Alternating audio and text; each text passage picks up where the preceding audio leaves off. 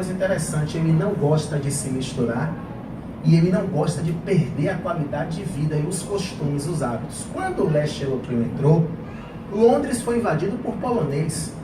Meu filho, eu sou britânico. Britânico é foda, né? Aquele horário. Eu sinto todo dia, 17 horas, aqui, ó. Aqui onde esse rapaz está tomando café.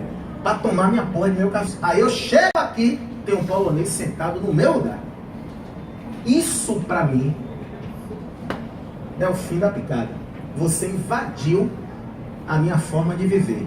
Isso acabou sendo o maior motivo da saída da Inglaterra. Eles perderam a estrutura da qualidade de vida deles, eles perderam a individualidade, a moeda deles, que é um patrimônio cultural, começou a ser colocada em segundo plano por causa do euro. E aí, o que foi que a Inglaterra fez? Tomou o caminho de Trump, recuou a globalização. A Inglaterra preferiu recuar e preferiu se estruturar num processo de regionalização. Acabou. Claro que o Brexit é essa saída, ele vai reverberar sobre muitos aspectos. Por exemplo, o Reino Unido poderá acabar. A Escócia vai realizar um novo plebiscito para sair do Reino Unido e ingressar na União Europeia. O país de Gales também quer fazer isso. E a Irlanda do Norte, idem. A Inglaterra vai sofrer, vão existir problemas, e eu acho que a tendência do Brexit cair é muito grande por causa do cenário que ele está envolvido. Lembre-se que a Inglaterra já está fora, embora ela tenha que manter os contratos até 2019. Ela só vai sair em definitivo em 2019. Mas aí a questão vem e diz o seguinte: em 23 de junho de 2016, os cidadãos do Reino Unido votaram sobre a permanência ou saída do país da União Europeia. Na madrugada do dia seguinte, o Brexit foi confirmado. Isso se tornou algo inédito na UE, que até agora falava de um maior alargamento. Várias podem ser as reações internacionais e nacionais desse processo. Dentre as principais consequências do Brexit, tanto para a Inglaterra como para a Europa, está a separação política entre Inglaterra, Reino Unido, Escócia e Irlanda, devido à discordância dessas nações com o Brexit. E aí? Porra, aí é foda, né? Ó, tem uma coisa escrotíssima nessa alternativa. Vem cá, a separação política entre Inglaterra, Escócia e Irlanda, devido à discordância dessas nações com o Brexit, Reino Unido é a união de todas elas. Só que a Irlanda já está separada. Quem está preso é a Irlanda do Norte. Quem é o Reino Unido? Inglaterra, Escócia, País de Gales e Irlanda do Norte. O cara botou a Irlanda, pronto. O cara botou a União e a Irlanda. Está errado. Então veja que é uma questão escrotinha. B. O endurecimento da política de imigração inglesa. Com a saída da União Europeia, chega provavelmente ao fim a livre circulação de pessoas. E aí? Vem cá, qual foi o grande motivo de eu ficar puto? O polonês está no meu lugar. Eu saí por isso. Eu vou manter esse merda aqui. Acabou. Ele vai pro quinto dos infernos. Eu quero de volta a minha condição que eu perdi. Eu vou deixar esse merda entrar? Vou? Ou vou endurecer as relações de entrada? Porque isso aqui é a essência do Brexit. Você não pode deixar passar despercebido. Mas está em dúvida, vamos para outra. O fim do conflito entre Inglaterra e Alemanha. Que conflito? D. A volta na Inglaterra do uso da libra esterlina. Nunca deixou de ser usada. E. A provável desvalorização do euro e da libra. Pode ser. Que perderão a capacidade de compra. Horrível. Podem desvalorizar? Podem, mas perder a capacidade de compra é lento. Então é a letra B. Até por eliminação, você chegaria na alternativa B. Beleza? Vamos embora para a próxima. Leia o texto para responder a questão. Ou seja, você tem que ler o texto, porque o texto vai lhe dar dicas. Veja bem, ó gente. As pessoas tendem a fugir quando sentem que suas vidas e comunidades estão sob risco. Assim, uma grande movimentação de populações pode ser um sinal de alerta para a ameaça ou a concretização de um genocídio. United States Holocausto Memorial Museu, Washington DC, os refugiados hoje. Pronto. A partir da análise do texto é a compreensão de como a globalização tem gerado transformações econômicas, políticas, sociais e culturais que alteram a dinâmica espacial das diferentes regiões do mundo contemporâneo. Afirma-se que essa questão é a questão de globalização. Essa questão é a questão que faz alusão ao problema dos refugiados. A primeira pergunta é: o refugiado é um migrante. Por que ele se torna refugiado? Do quê? Uma guerra ou ação política religiosa. Guerra, questões que vão remeter a uma condição de perigo de vida. Pronto. Ou seja, fome, guerra, etnocentrismo, perseguição étnica, enfim. Agora vamos lá. Quando o refugiado migra, os países são obrigados a aceitá-lo? Depende. Depende do lugar. Por exemplo, na Europa tem a Convenção de Dublin. Mas ainda que você tenha assinado uma convenção, você é obrigado a receber um refugiado? Você tem que pensar no que aconteceu. Vem cá. Quando os sírios foram para a Europa, todos os países da Europa receberam sírio? Teve um especial que chamou a atenção. Qual foi? Um que não recebeu mesmo. Que o presidente disse assim: eu não vou receber não, porque meu país é fodido, pobre, eu não vou trazer mais desgraçado para cá não. A Hungria foi casca de bala. Foi muito criticada e disse: não entra ninguém. Ah, mas é refugiado. Problema dele, eu já tenho uma porrada de refugiado aqui dentro.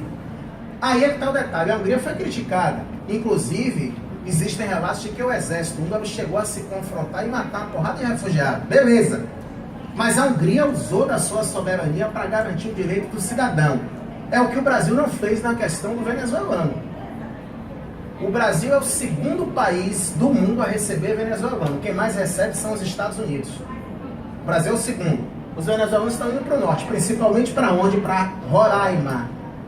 Então aonde? Em ponte, em terreno baldio, no quinto dos infernos, sem a menor condição de sobrevivência. A sorte é que brasileiro é benevolente. A gente não aguenta ver ninguém passando fome. Faz logo um mutirão, arrecada, dá comida.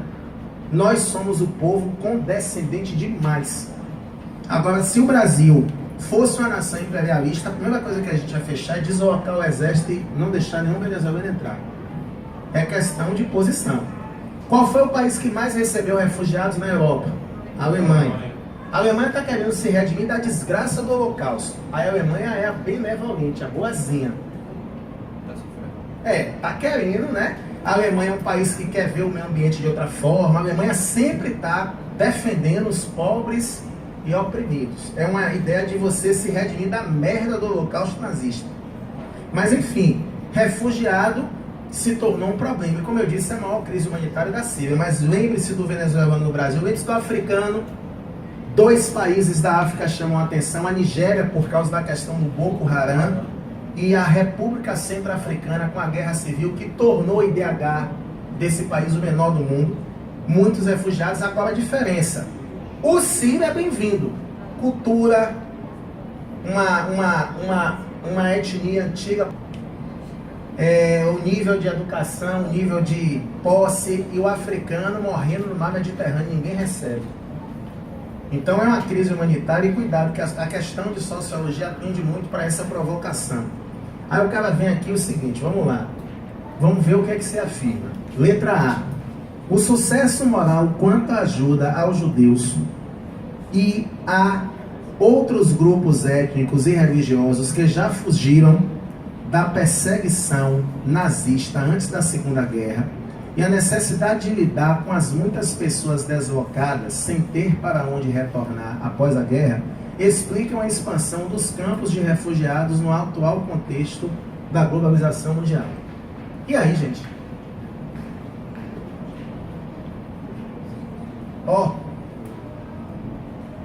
O sucesso moral quanto ajuda aos judeus e a outros grupos étnicos e religiosos que já fugiram da perseguição nazista antes da Segunda Guerra Mundial, ajuda na expansão de campos de refugiados hoje. Que porra é isso aí, velho? Tu é louco? Que associação é essa que esse cara fez? Como é que algo na Segunda Guerra Mundial, que é um outro período, um outro contexto geopolítico, vai interferir na organização de campo de refugiado hoje? Você quer me dizer que o mundo da Segunda Guerra Mundial é igual ao de hoje? Você não pode fazer um link desse não, gente. Isso é atemporal. Isso é atemporal. Se o cara me dissesse aqui que a questão do Holocausto e a perseguição aos judeus iniciou uma comoção mundial, tudo bem, mas daí dizer que isso aí até hoje interfere na ampliação atual de campos, porra, não tem o menor sentido, mesmo porque eu quero lembrar uma coisa a você, o judeu não teve campo de refugiado não, teve um país, introduziram a zorra de Israel dentro do Oriente Médio. Israel se tornou a primeira nação ocidental do Oriente Médio. Interesse geopolítico. Por favor, não foi refugiado, deram de presente um país. Nada a ver. B. A Convenção das Nações Unidas sobre o Estatuto dos Refugiados classifica a situação desse grupo como responsabilidade dos governos locais. Verdadeiro ou falso? Refugiado é responsabilidade do governo local? Internacional. Horrível. C. No contexto da globalização, refugiados são todas as pessoas que vivem em áreas periféricas dos seus países. E aí? Quer dizer que refugiado é quem vive na periferia. Quem está em Cajazeiro é refugiado. Não, que o cara está dizendo isso. Quem mora, olha, refugiado é quem vive em área periférica do seu país. Que é isso? É louco? Refugiado, ele vai sair do país independentemente do lugar onde ele está. Ele vai sair da merda que se instalou. Nada a ver, né? D. A quantidade e a magnitude da crise dos refugiados em todo o mundo, assim como a expectativa por ajuda, geralmente são menores que a capacidade da comunidade internacional em auxiliar, o que explica o crescente número de refugiados concentrado em diversos espaços geográficos mundiais. E aí? O que ele está me dizendo aqui, gente? A quantidade de refugiados no mundo, assim como a expectativa de ajuda, geralmente são menores do que a capacidade do mundo ajudar. Verdadeiro isso? Verdadeiro. Vem cá. Os refugiados, eles estão concentrados num lugar específico, eles se espalham no espaço. Então, quando ele me deu essa compreensão, ele está me dizendo que o primeiro é verdade. Isso aí é interpretação, isso aí não é nem geografia, nem história, nem humanas. Mas se você tiver em dúvida, vá para a que a é horrorosa. Sempre que as populações correm risco, existem aqueles que tentam fugir para países mais seguros. Porém, os problemas relativos às respostas adequadas quanto à proteção dos direitos dos refugiados, tais como lugares seguros para viver, o fornecimento da ajuda em momentos de grande desordem mundial, são sempre garantidos. É sempre garantido você ajudar o refugiado? Olha, está tudo verdadeiro, sempre garantido, lascou a questão. Porque você está vendo que o venezuelano aqui está vivendo uma merda da porra. O iraquiano também. O sírio, refugiado, pode ter até um aumento, mas daí você dizer que ele sempre vai ter garantido, né? A respeitabilidade são outros 500. Aí uma questãozinha boba, mas que traz uma temática que pode também aparecer na nossa prova. Bom, olha para cá. O governo e a guerrilha das Farc. Onde é que as Farc atuam? Pronto. A resposta é Colômbia. Mas assim, eu queria lembrar você que isso aqui é uma questão que eu botei para você guardar o enunciado. Eu queria que você entendesse que no ano passado as Farc abdicaram do uso da luta armada na Colômbia. As Forças Armadas Revolucionárias Colombianas, que são um grupo associado ao narcotráfico, não é isso? Não, claro que não. As Farc não são um grupo narcotráfico. Repare isso. Isso aqui era um exército que tentava introduzir na Colômbia o socialismo. É um grupo paramilitar que chegou a ocupar 45% da Colômbia. Quando a União Soviética quebrou, as Farc se associaram ao narcotráfico para ter de onde tirar dinheiro e manter a causa. mas não é um grupo de narcotráfico. E aí, elas resolveram abdicar da luta armada. E por quê? Porque a Colômbia hoje é uma das maiores economias da América Latina, Colômbia e Chile. O Brasil está recebendo migrantes de toda a América do Sul, menos da Colômbia e do Chile. Por quê? Colômbia e Chile foram os dois países que não entraram no neopopulismo. Preferiram se manter associados aos Estados Unidos e hoje colhem frutos. Então, como o nível de vida da Colômbia subiu muito, as Farc não tinham mais por que criar uma porra de uma revolução socialista. É porque a população não queria mais isso. Conclusão, ela abdicou da luta armada e entregou as armas. Mas qual foi o acordo que as Farc fez com o governo? A anistia. Todos os líderes da Farc seriam anistiados. E o governo aí topou, acreditando que a população ia gostar da ação. Porra, velho, Em outubro, quando aconteceu o referendo, a população esmagadoramente rejeitou o acordo, alegando o seguinte: nós matamos Pablo Escobar, nós acabamos com o cartel de Medellín de Cali, supostamente, né? Que dirá a gente acabar com as Farc. Esses cartéis mudaram de nome, a verdade é essa, para não ficar muito... O cara derrubar cartão de troca, só um bestarado para acreditar nisso. Mas enfim, guarde só o chamado da questão para a gente não perder a questão. Vamos para outra. Oi, filho. Eu vi a questão a respeito disso aí das Farc, falando também sobre a atuação de Cuba no acordo que fizeram o governo e as Farc, no caso. E também citando a questão do bolivarianismo, que a Colômbia não aceitou o bolivarianismo lá, no caso, por causa do americano, né? Americano, no caso, pode vir também para esse vínculo a questão do bolivarianismo? Pode.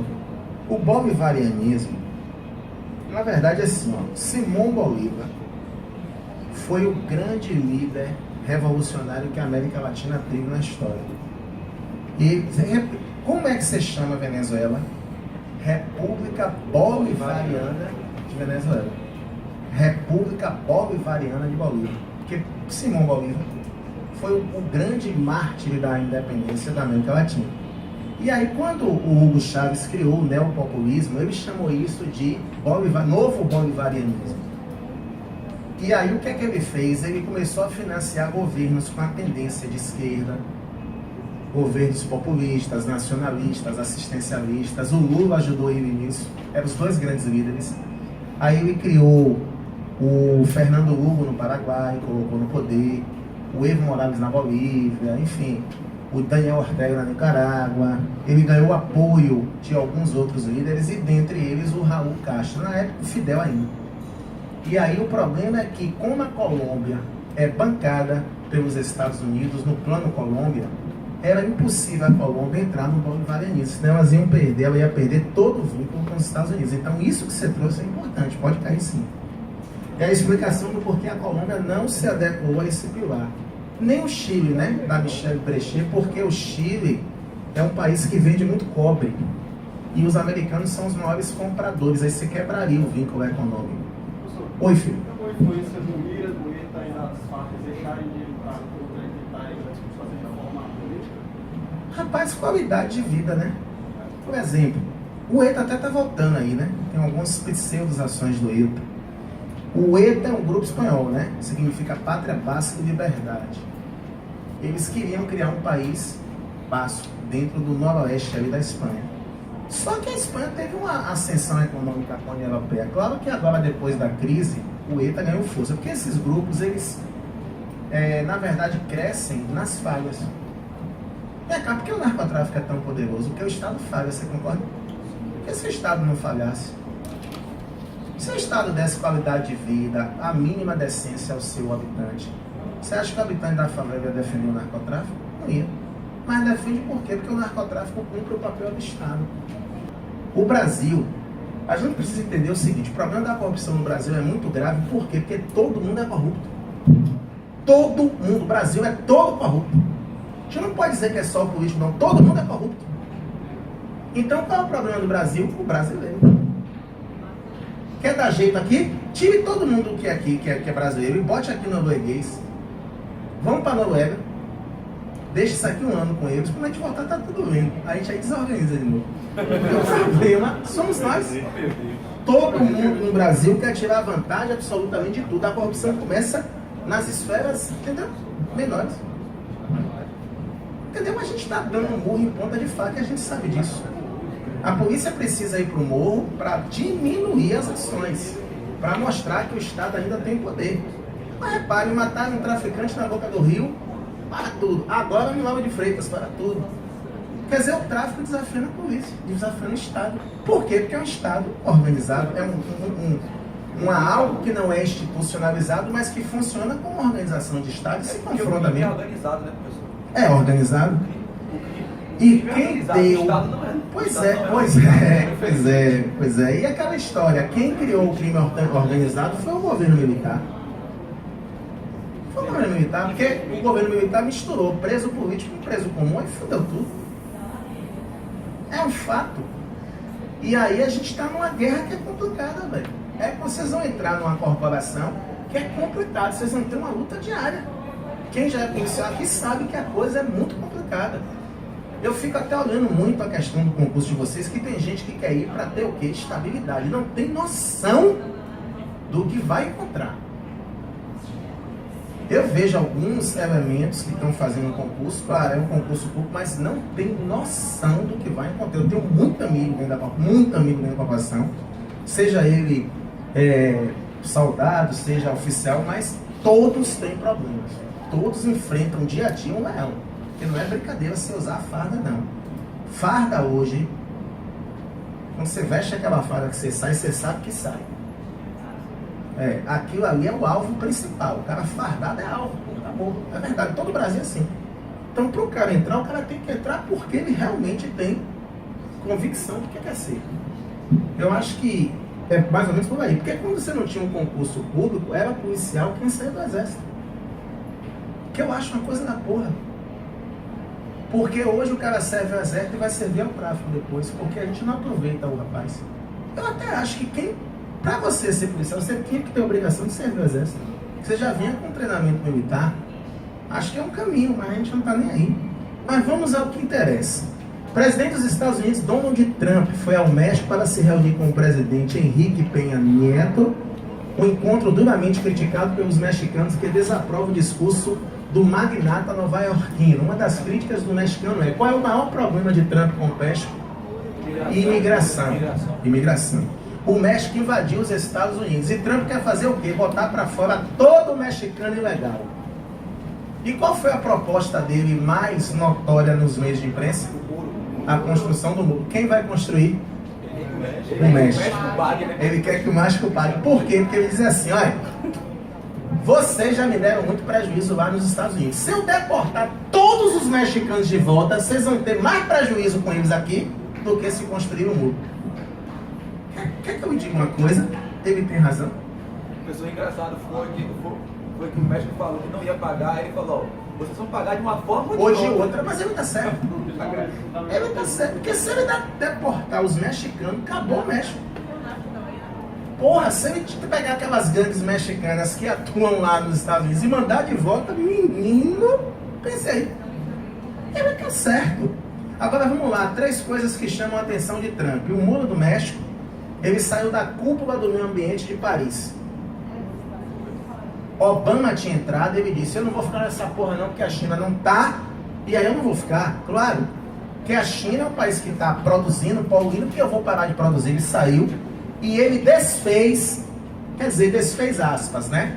Obama tinha reatado relações diplomáticas com Cuba e Trump, agora em junho de 2017, em pleno São João, disse que não quer mais porra de aproximação, que Cuba continua sendo socialista, que o bloqueio econômico contra Cuba vai se intensificar, e se intensificou. E aí aquilo que Obama tinha avançado nas relações com os Estados Unidos se diluiu. Então assim, são 3 pontos do governo Trump que devem cair, se cair.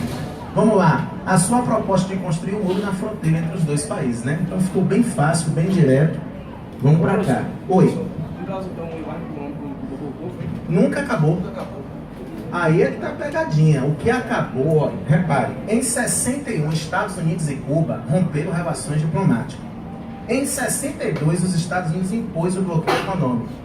Em 2015, na cúpula das Américas do Panamá, o que aconteceu foi Cuba e Estados Unidos reataram relações diplomáticas. Mas o fim do bloqueio nunca aconteceu. Por quê? Porque para o bloqueio acabar, legal, o Congresso americano tem que votar. E Obama não levou para votação, porque era época de eleição, ele temia que isso pudesse trazer prejuízo para Hillary, que era a candidata dele, então ele não levou para votação. Entendeu? Então nunca acabou. O que acabou foi o quê? A Rússia, a diplomacia reatou, mas o bloqueio sempre se manteve. Bom, essa é uma questão, aquela questão fora da curva. Tem duas questões aqui que são fora da curva. O Congresso recusou nesta sexta-feira, 2 de novembro de 2016, mais uma vez o projeto de governo do país ibérico apresentado pelo Partido Popular.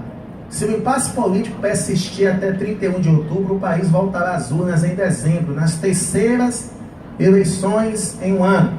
O premier em exercício precisava da maioria dos deputados para formar o seu governo. Sua sigla, o Partido Popular Conservador, venceu as duas últimas eleições em dezembro de 2015 e em junho, mas sem os assentos necessários para governar. O Partido Popular é um partido espanhol, mas aí você traz para a realidade. Existe algum problema envolvendo Brasil e Portugal em imigração? E Brasil e Espanha? A Espanha é o país europeu que mais barra brasileiros. Principalmente Madrid. Inclusive porque a situação interna da Espanha é uma das piores. Então, o país que vive conflito na relação ibérica é a Espanha. Guarde isso aí. A Espanha saiu, o Partido Popular conseguiu eleger o seu presidente, mas guarde isso aí. Vamos embora para a próxima. Bom, outra questão que você vai ter que ter atenção. A Justiça da França suspendeu nessa quinta-feira, 1º de novembro de 2016, a proibição do uso do burkini. Burkini é a burca biquíni. É uma porra que cobre a mulher toda. Lembre-se que a mulher muçulmana não pode mostrar o corpo porque ele é um templo de Alá, portanto improfanável.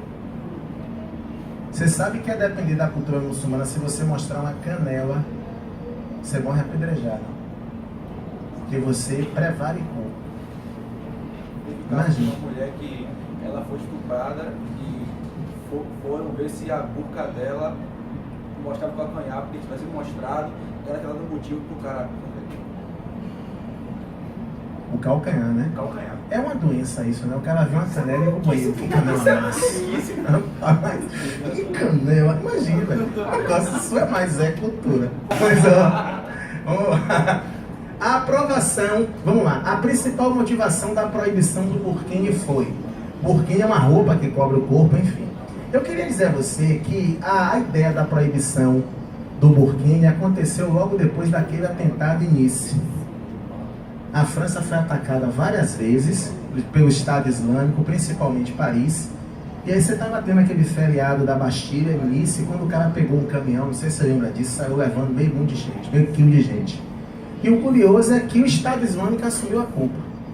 Uma farsa que aquele cidadão bebia, era drogado, ele estava fora da base da fé muçulmana, então ele não poderia ser um guerreiro de Deus porque ele não estava louvando. Mas ainda assim o Estado Islâmico disse que renovou ele 2 dias antes. Em 2 dias o cara se purificou e cometeu o ato. Até aí é lenha, né? Mas vamos lá. Principal motivação: a aprovação da legislação nacional que discrimina muçulmanos. Existe isso. Imagine um país oficialmente discriminar um povo. Porra. B. A expulsão de milhares de muçulmanos da França sobre a acusação de serem cúmplices do terrorismo. Aconteceu isso? A França é uma democracia, não vai fazer jamais isso. Você só vai expulsar quem é o quê? Ilegal. Cuidado. Julgue a França como nação democrática. C. As ameaças feitas pelo Estado Islâmico de que atacaria as praias francesas devido aos trajes de banho femininos considerados imorais pelos muçulmanos. Procede. Tu acha que o Estado Islâmico vai atacar uma praia? Não, é sério. Vem cá. Qual é a função de um grupo terrorista? O grupo terrorista tem uma ação o quê? Política. O grupo terrorista é um grupo que tem o objetivo de se legitimar, eu acabei de falar isso aqui no início, pelas ações com a intenção política. Eu vou atacar praia Cara de porra de burquinho e biquíni, não vou. Letra D. Da emoção gerada pelo atentado ocorrido em julho na cidade de Nice, que deixou 86 mortos atropelados. É essa? Vamos para E. O receio de que as mulheres passem a liderar ataques terroristas na França, já que a perseguição dos homens muçulmanos pela polícia tem sido implacável. Não? Então é a D, né? Da emoção gerada pelo atentado ocorrido em julho na cidade de Nice, que deixou 86 atropelados. E por que isso proibiu o burquinho? Qual é a associação de eu ficar emocionado porque morreram 86 pessoas e eu proibi o burquinho? Eu acho que é. Gente, vem cá. O burquinho não cobre? A burca não cobre? A ideia é proibir o burquinho para não deixar que a burca também aconteça. O desrespeito à mulher, porque a mulher pode carregar um artefato e entregar o homem bomba. A França, letra E, endureceu as relações com os muçulmanos ao ponto de tentar proibir o burquinho. Para quê? Para que você não tivesse um problema ainda maior. Porque revistar uma mulher muçulmana de burca é impossível. Você está profanando o corpo de Allah, você vai gerar uma convulsão. Então a França tomou a medida. Então, gente, eu não vou proibir porque eu matei, eu estou na emoção. Você já viu um Estado agir na emoção? Ah, eu vou agir na emoção, porque morreu, eu vou dar a resposta. Não. O Estado age com intenção política também. Por favor, tenham atenção nisso. A resposta dessa questão alternativa é... e essa também é boba, né? Quem lê, quem está... A Europa vem nos últimos anos sofrendo uma série de atentados, tanto provocados por explosões de bomba, fuzilamento em massa, quanto resultantes de ataques suicidas, que têm produzido um lastro de dor e medo coletivos, bem como deixado vários países estar de alerta. Em 3 de novembro de 2015, a França sofreu uma série de atentados que vitimaram fatalmente mais de uma centena de pessoas e deixaram inúmeros feridos. Os ataques em Paris aconteceram, entre outros espaços, em restaurantes, cafés e na casa de shows conhecidas como... Qual é a resposta? Bataclan. Jorge Amado? Teve gente que marcou Torre Eiffel. Eu já fiz essa questão do lugar, ó. Bela Époque. Eu pergunto, sabe o que é a Bela Époque? A Bela Época? O que foi isso? Hã? É um movimento cultural. Isso não é um bar. Baudelarier. Então o cara vai inventar o Bataclan, que é o bar mais famoso da Champs-Élysées ali, e que acabou sendo vítima. Bora? Aqui é aquela questão fora da curva. Eu adoro essas questões fora da curva, você sabe por quê? Porque se você não tiver noção, você se acaba na pirambeira. Mas aí você vai ter que usar alguns artifícios para eliminar. Em junho de 2012, o cara tá fudeu mesmo. Na Jordânia foi instalado um campo de refugiados atualmente reconhecido como o maior do Oriente Médio, o segundo do mundo. Só é menor que o da Alemanha. O nome desse campo de refugiados é... O que é que se elimina logo aí? Outro. Marroquino é lenha. Marrocos, não. O nome do campo. Campo Marroquino na Jordânia. Então você já elimina 2. Elimina 2. Fica Rosa do Oriente, Saná e Zaatari. Pela lógica, o que é que você poderia também pensar em eliminar aí? Claro, porque não é um nome muito próximo do que? Da língua árabe. Ficou entre Saná e Zaatari. Diga aí qual é a resposta. Zaatari. Guarde isso. Eu botei isso aqui para você guardar. Ó. Esse é o segundo maior campo de refugiados do mundo contemporâneo. Ele só perde para o da Alemanha. Então, gente, eu fiz aqui esse apanhado de questões de atualidades, a gente fez essa abordagem. Estude também as questões ambientais, estude as conferências ambientais. Beijo para vocês, sucesso lá na próxima.